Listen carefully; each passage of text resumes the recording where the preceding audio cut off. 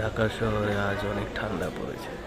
সকাল ঘুম থেকে উঠে বেরিয়ে দেখি অনেক কুয়াশা।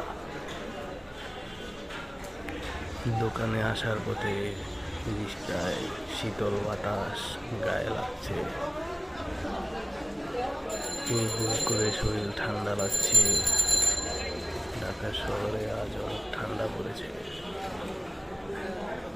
তাই মার্কেটে এসে দোকান খুলে বসে থাকি। কিছুক্ষণ পর বারান্দায় যেয়ে দেখি এত পরিমাণ ঠান্ডা পড়েছে, মার্কেটের লোকজন আগুন ধরে আগুন পোড়াচ্ছে। কি পরিমাণ ঠান্ডা পড়ছে, আর উত্তরবঙ্গে যে কি পরিমাণ ঠান্ডা পড়ছে কে জানে। আল্লাহ সবাইকে হেফাজত করুক, সবাইকে ধৈর্য ক্ষমতা রাখুক। সবার জন্য সবাই দোয়া করবেন, এটাই কামনা করি আমরা। আল্লাহ সবাইকে সুস্থ সবল রাখুক। সবার জন্য সবাই দোয়া করবেন, এটাই সবার কাছে কামনা। আসসালামু আলাইকুম।